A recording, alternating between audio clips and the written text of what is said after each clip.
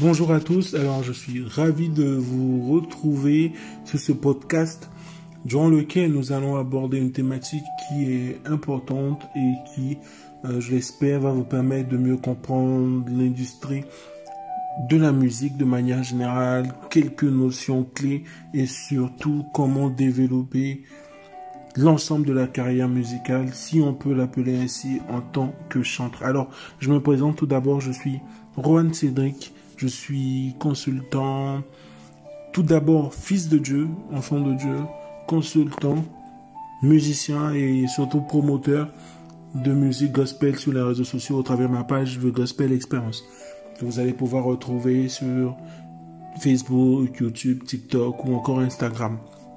Alors, il m'a été demandé par le biais de la page Agenda Gospel, que je remercie d'ailleurs, d'aborder une thématique qui est connue, mais pour laquelle il faut seulement apporter quelques notions générales ou cadrer un peu les choses. Alors, notre thématique, c'est laquelle? C'est comment développer une carrière musicale en tant que chanteur. Et le sous-thème qu'on va voir aujourd'hui, c'est l'industrie de la musique, comment ça marche. Alors, comment ça marche?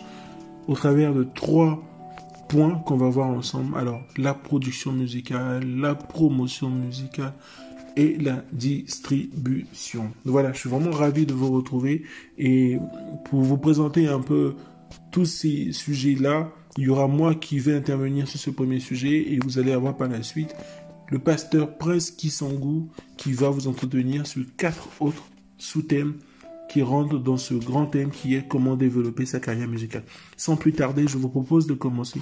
L'un des points importants en tant que chanteur chrétien et artiste gospel, pour moi, c'est de placer Christ au centre de tout ce qu'on fait.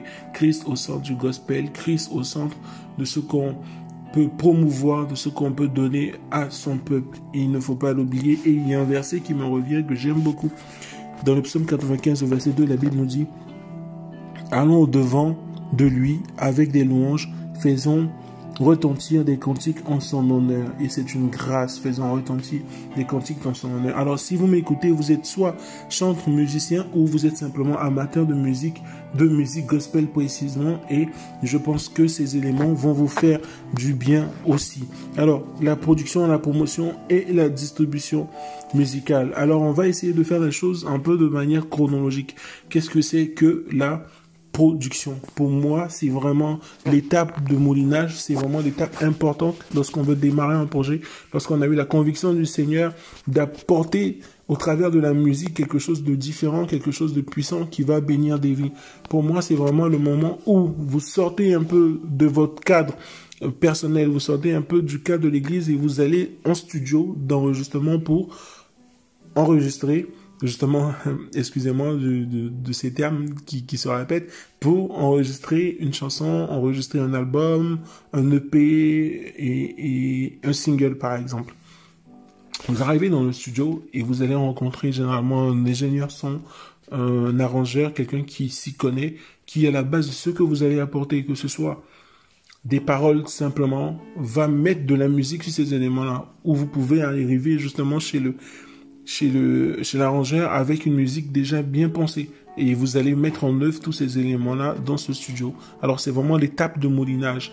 Vous arrivez, vous êtes en production, vous allez produire quelque chose qui derrière va nécessiter une promotion, qui va nécessiter une distribution. Alors, ce qu'on peut constater généralement au niveau de la production, c'est que il y en a de ceux qui sont accompagnés par des maisons de disques, par des labels, par des maisons de distribution, par des maisons de production qui vont vous aider justement à cadencer un peu ces choses-là, qui vont vous aider à avoir des arrangeurs, des instrumentistes de qualité et qui vont vous mettre dans un cadre qui va vous permettre de laisser exprimer votre talent et apporter justement ce que vous avez reçu. Donc, si vous êtes accompagné par une maison de production, vous allez voir que les coûts vont être pris en charge par la maison de production. Ou si vous avez un producteur, par une personne qui se charge de financer ces éléments-là. Derrière la contrepartie généralement, et je vais rester vraiment global, la contrepartie, ça sera de pouvoir délivrer un produit et cette personne ou ces maisons de production, par exemple Motown Gospel Africa, peut avoir des droits sur l'exploitation de ce que vous allez produire. Vous pouvez avoir de la production sur fonds propres. C'est-à-dire que c'est votre argent, c'est vos capacités financières ou en fonction de ce que vous avez pu recevoir de votre entourage qui va vous permettre justement de financer ces étapes-là. C'est une étape importante, c'est une étape qui demande du temps, c'est une étape qui demande de l'imagination, mais surtout qui demande d'être ancré en Christ pour ressortir ce que le Seigneur a mis au-dedans de vous.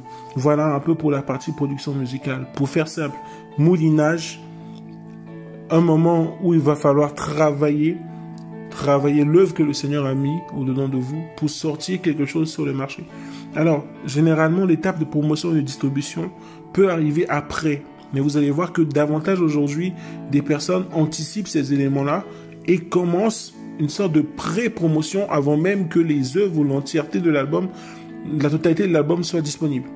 Voilà, donc au fait, la partie promotion et distribution pour moi sont intimement liées. La distribution, ça va être généralement les moyens par lesquels vous faites la promotion. Utilisez par exemple les plateformes de streaming comme Spotify, Deezer, Amazon et j'en passe. Ça va être des éléments qui vont permettre de pouvoir faire de la distribution. Si vous avez une maison de prod, vous allez voir que vous allez pouvoir vendre vos disques par exemple dans des centres commerciaux ou dans de grandes enseignes. C'est un peu ça la distribution, c'est un peu le canal par lequel votre CD va parcourir, va arriver justement à l'utilisateur final, donc à la personne qui va écouter votre produit. Aujourd'hui, le monde a évolué, Internet s'est démocratisé et on a accès de plus en plus facilement à ces éléments-là au travers de YouTube Music, au travers de Spotify. Donc c'est vraiment la distribution aujourd'hui qui va se faire. La promotion pour moi est un élément essentiel de tout ce système-là parce que la promotion, en gros, ça va être votre capacité à faire fonctionner, à faire vivre votre réseau. Votre réseau, c'est quoi? Votre réseau, c'est entre guillemets les fans, mais c'est surtout des personnes qui sont bénies au travers de ce que vous faites. On est chantre, on fait des choses pour Dieu. C'est un peu votre réseau social aujourd'hui. Les personnes qui vous suivent sur YouTube, qui vous suivent sur Instagram, qui vous suivent sur ces plateformes-là, c'est vraiment tout ce réseau-là qu'il va falloir animer. Il va falloir faire de la promotion de bouche à oreille, plutôt. Il va falloir faire de la promotion de bouche à oreille, il va falloir activer son réseau, demander à des gens de participer, demander à des pages de publier votre contenu. Donc ça va être tout cet ensemble-là qui va être mis en place pour pouvoir vous aider ou pour pouvoir permettre de toucher des personnes. Il faut être rigoureux dans cette période, il faut être actif dans cette période. C'est un temps, la promotion musicale, qui va demander beaucoup de moyens, que ce soit humain déjà, en termes de temps aussi, du coup, à consacrer sur les réseaux sociaux, à solliciter des chaînes, à solliciter des radios. C'est vraiment un temps précieux. Et généralement, vous allez voir que le conseil que je peux vous donner, c'est de mettre en place un plan de promotion. Ce plan va vous aider à définir qu'est-ce qui doit être publié quand, par qui, comment et à quel coût. Et vous allez pouvoir vous faire une sorte de retro-planning ou de planning même à 6 mois, à 1 an, et analyser en fonction de ça combien de personnes ont écouté, combien de personnes ont partagé, combien de personnes vous suivent sur les réseaux sociaux. Alors cette étape de promotion est vraiment importante parce que elle va vous permettre justement de vous faire connaître du plus grand nombre, mais surtout d'avoir une identité. L'identité de Christ que vous voulez véhiculer au travers des réseaux sociaux. L'identité de Christ que vous voulez véhiculer au travers l'œuvre que le Seigneur vous a donnée.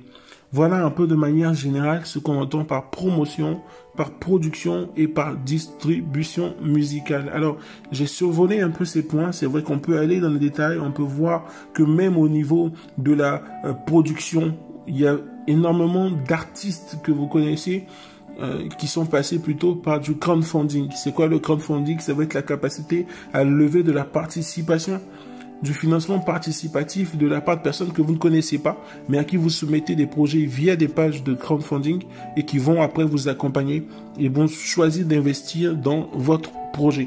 Voilà de manière générale les 3 points et je vais m'arrêter là pour aujourd'hui. Ça a été un plaisir pour moi de vous partager ces moments-là. Ça a été vraiment une grâce pour moi et que le Seigneur vous bénisse. Si vous êtes actuellement en studio, si vous avez cet appel, que sa main se manifeste. Nous allons recevoir la semaine prochaine le pasteur Prince Kisangou qui va vous entretenir sur un autre sujet, toujours dans cette thématique et qui vous permettra de comprendre davantage comment développer sa carrière musicale en tant que chanteur. Que le Seigneur vous bénisse et n'oubliez pas, vous pouvez me retrouver sur les réseaux sociaux au travers de ma page The Gospel Experience. Soyez bénis.